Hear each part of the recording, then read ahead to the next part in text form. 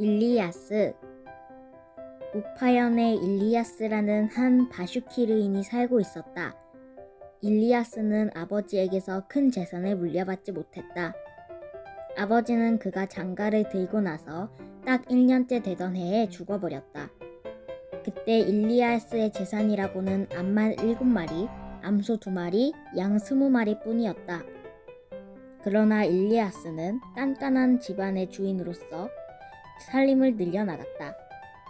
그는 아내와 함께 아침부터 저녁까지 일했고, 아침에는 그 누구보다도 가장 일찍 일어나고 밤에는 가장 늦게 잠자리에 들었으며 해를 거듭할수록 부유해졌다.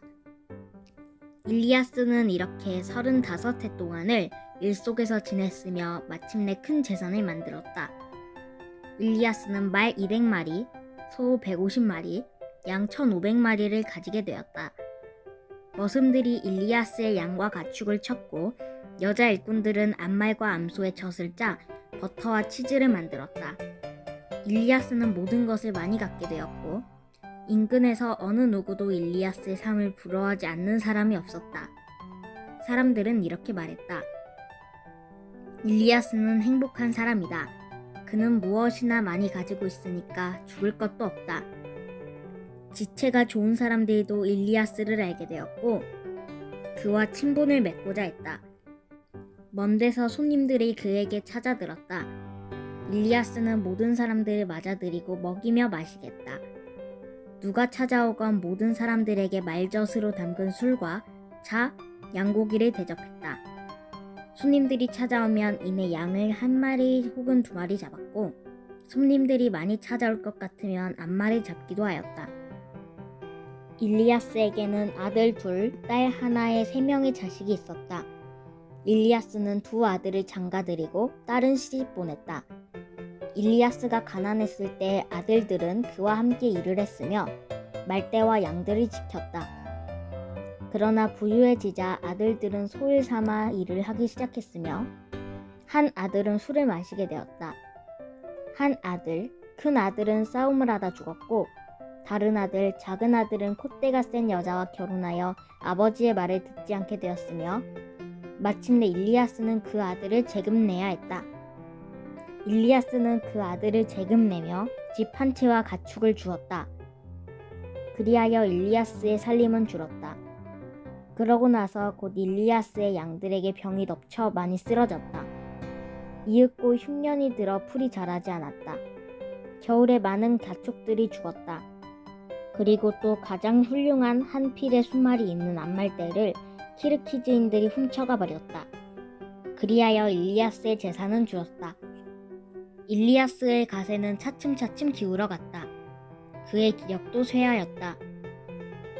그리고 70살에 다다르자 외투며 양탄자, 말한장이며 포장마차를 팔아야 할 지경에 이르렀다. 마침내 마지막 남은 1마리의 가축마저 팔게 되어 빈털터리가 되어버렸다. 어찌하여 그렇게 되었는지 자기 자신도 모르는 사이에 아무것도 남아있지 않게 되어 일리아스는 아내와 함께 늙음하게 남의 심세를 져야 됐다. 일리아스에게 남아있는 재산이라고는 몸에 걸치고 있는 입성, 외투, 모자, 단화, 그리고 역시 할머니인 아내 쉬암 쇠마개가 그 전부였다. 재금낸 아들은 먼 나라로 떠나버렸고 딸은 이미 죽어버렸다. 그리하여 늙은이들을 돌볼 사람은 아무도 없었다. 그들의 이웃인 무하메드 쉬하흐가 늙은이들을 안쓰러워하였다. 무하메드 쉬하흐는 가난하지도 부유하지도 않았고 여느 생활을 하고 있었으며 좋은 사람이었다. 그는 일리아스에게서 음식 대접을 받았었던 것을 생각해내고 그를 동정하며 일리아스에게 말했다. 일리아스 씨, 제 집에 오십시오. 할머니와 함께 제 집에서 사십시오. 여름에는 수박밭에서 힘이 닿는 대로 일을 하시고 쉬암 쇠마기 씨는 말젓을 짜 마요주나 빚게 하십시오. 당신네 2분이 먹고 입고 할 것은 제가 되겠습니다. 그 밖에 필요한 것은 말씀만 하시면 제가 무엇이나 드리겠습니다.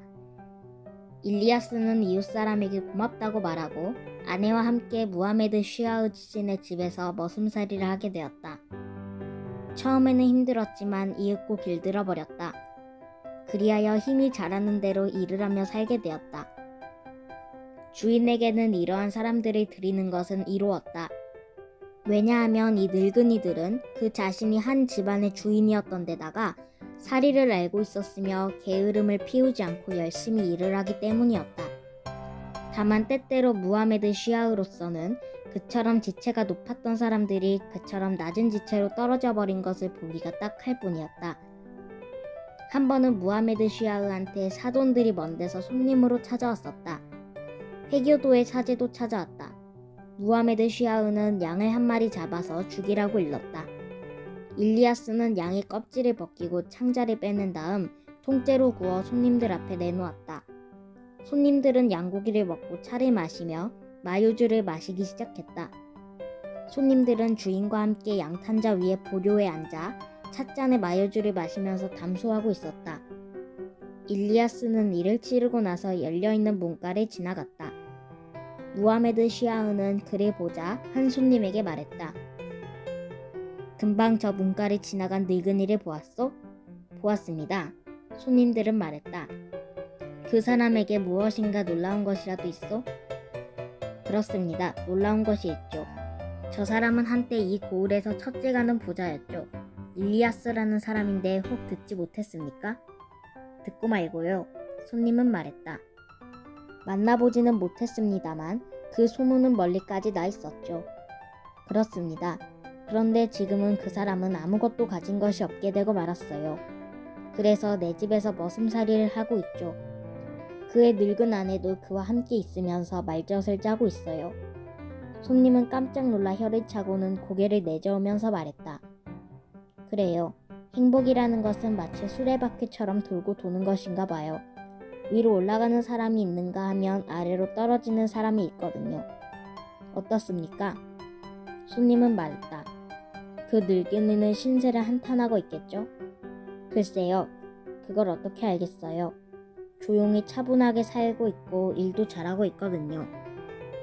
손님은 또 말했다. 그런데 그 사람하고 이야기를 좀 해보아도 괜찮겠습니까? 그 사람의 생활에 대해서 좀 물어볼까 합니다만. 그럼요, 괜찮다마다요. 주인은 말하고 천막 뒤에다 대고 외쳤다. 바바이, 이리 오세요. 마요주나 드십시다. 할머니도 부르세요. 그러자 일리아스가 아내와 함께 들어왔다. 일리아스는 주인이며 손님들과 인사를 나누고 기도문을 외고 나서 문가에 무릎을 꿇고 앉았다.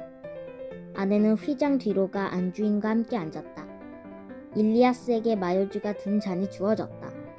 일리아스는 주인이며 손님의 건강을 빌고 절을 하며 한 모금 마신 뒤 아래에다 놓았다. 어떻습니까, 할아버지? 손님은 그에게 말했다. 우리들을 보면서 처량한 생각은 들지 않습니까? 지난날 행복하게 지냈던 자기의 이전의 삶과 지금 슬픔 속에서 살아가고 있는 것을 생각해낼 경우에 말입니다. 그러자 일리아스는 씩 웃고 말했다. 내가 행복이 어떻고 불행이 어떻다고 당신에게 말할 것 같으면 당신은 믿지 않으실 겁니다. 차라리 우리 할망구한테 물어보는 것이 나을 것입니다. 그녀는 늙은 여자라 마음에 담고 있는 말을 죄다 털어놓을 겁니다. 그녀는 이런 일은 있는 그대로 모두 말할 겁니다. 손님은 휘장 뒤에다 대고 말했다. 어떻습니까, 할머니? 할머니께서 지난날 행복했던 것과 지금의 고생스러운 처지에 대해서 어떻게 생각하고 계신지 말씀해 주시지 않겠습니까? 쉬암 쇠마귀가 휘장 뒤에서 말했다. 나는 이렇게 생각하고 있어요. 나는 영광과 함께 50년 동안 살아오면서 행복을 찾았습니다만 찾지 못했어요. 지금 딱 우리에게 아무것도 남지 않게 되어 머슴살이를 하게 된 지 2해가 되었습니다만 우리들은 정말로 행복해요. 우리들에게는 그 밖에 어떤 것도 필요하지 않을 만큼 더할 나위 없이 행복합니다. 손님은 깜짝 놀랐다. 주인도 놀랐다. 그러고는 엉거주춤 일어나 할머니의 얼굴을 들여다보려고 휘장을 걷어 올렸다. 할머니는 두 손을 포개고 서서 웃는 얼굴로 영감의 얼굴을 바라보고 있었고 영감도 웃고 있었다. 할머니는 다시 또 말을 이었다. 나는 정말로 말하고 있는 거예요. 장난말을 하고 있는 것이 아니에요. 50년 동안 행복을 찾았습니다만 살림이 넉넉했을 때 그것을 찾지 못했죠. 이렇게 무일푼이 된 지금 남에게 얹혀 살게 되고 나서야 더할 나위 없을 만큼의 행복을 찾은 겁니다. 그럼 당신네는 지금 무엇이 그렇게 행복한 거죠? 그건 이렇습니다. 우리가 살림이 넉넉했을 때 우리 내외에게는 한시도 편한 날이 없었어요.